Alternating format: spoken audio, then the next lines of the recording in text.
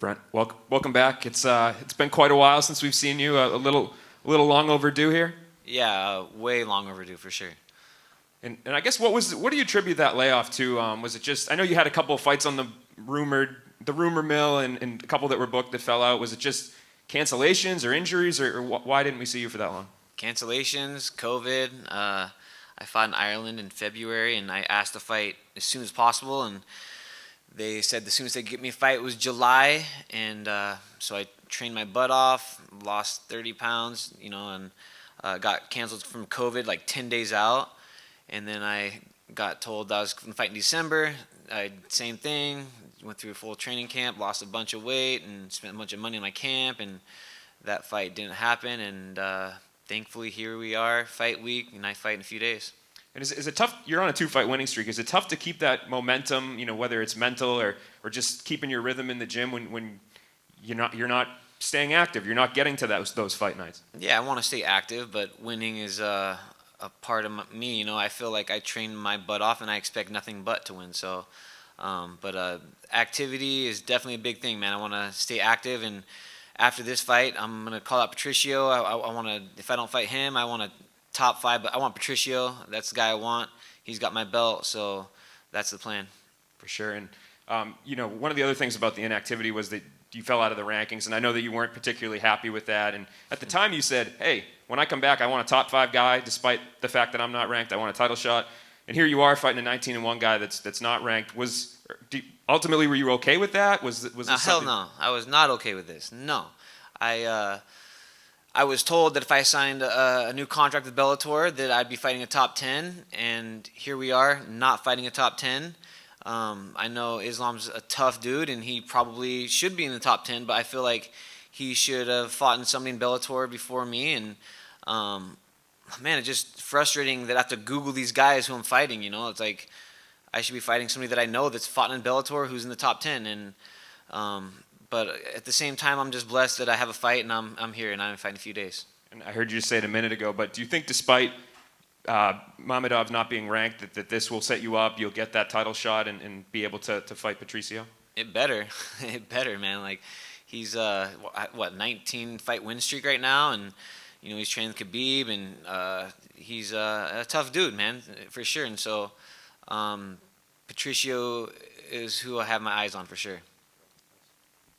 Hey Brent, what's it been like to hear guys, while you've been out, kind of calling you out, Tricky, Alexander Shevly? I mean, obviously they were saying, hey, I want Brent and I want it to be for a piece of gold because Patricio's been out of the lightweight division for a while. Yeah, those are smart guys, man. They should be fighting me for the gold. And I'm not sure about Shabli. I think he's only had one fight in Bellator, but I was calling out any top 5 guy. I asked Bellator to set me up with Patricky.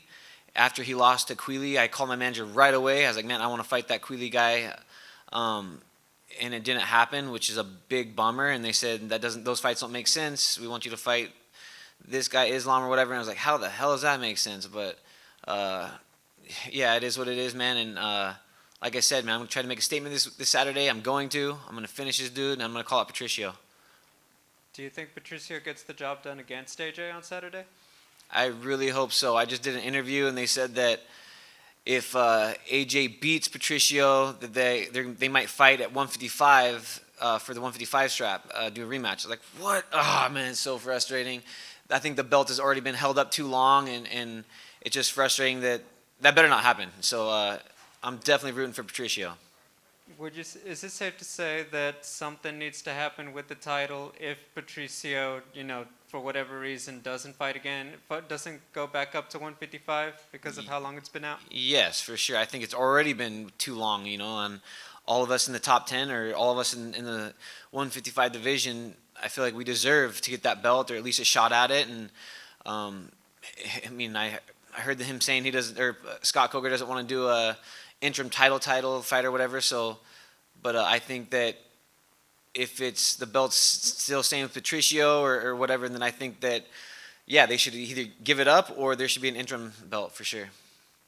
Final question. You're fighting, this is Bellator's first time in front of this kind of capacity crowd in a while. Just what are your thoughts on knowing that you're going to have that packed house at the Forum to cheer on all the action? Man, I cannot wait.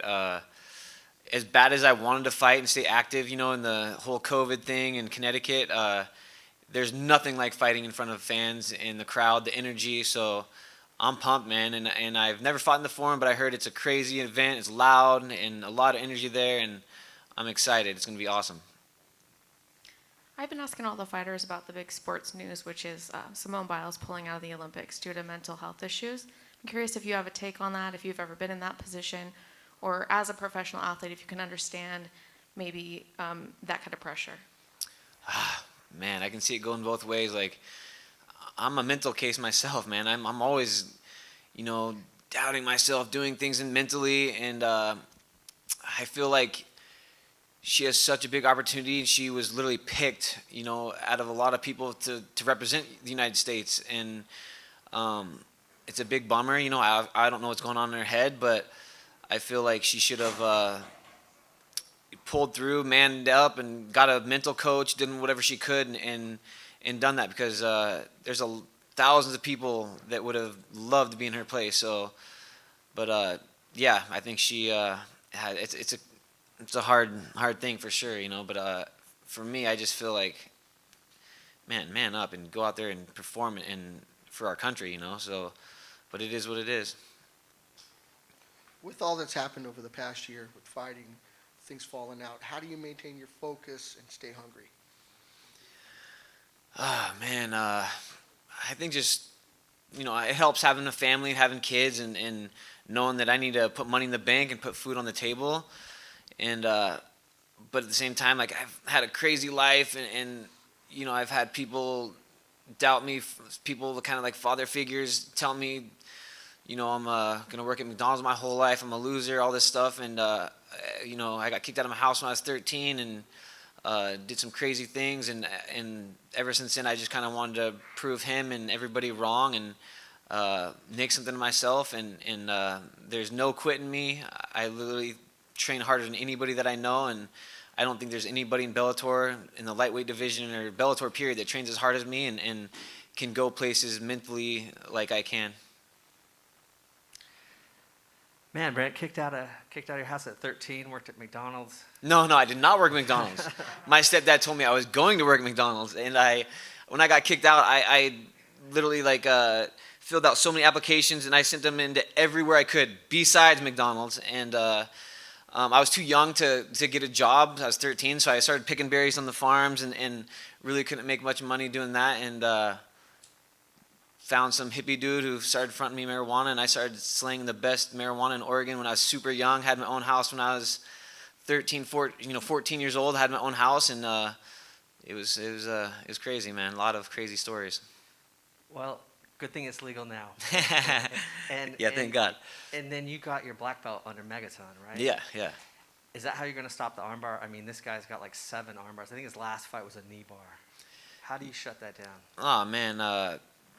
I really am not worried about getting submitted. I feel my ground game is, it's awesome. So I'm not really worried about that. I think he needs to be worried about getting armbarred by me. So kicked out of the house at 13, but look at you now. You're in LA, first time back, full capacity crowd, $1 million fight, championship fight. Is this your breakout time? Is this your moment? Yeah, man. I think every fight is your biggest fight at the time, But I feel like I need to make a statement and go out there and finish this guy so I can, get that title shot. Brent, I know you mentioned the fact that you wanted to fight a top 5 guy, but obviously, Islam is coming in here with an 18-fight winning streak. So how do you prepare for a guy like that that's coming in with, all that motivation? Just keep my head focused and rely on my coaches and listen to them and train my butt off, which I have been doing, and I feel great. My weight is good. I feel great. I really do not see myself. I see myself finishing this guy for sure. Thank you.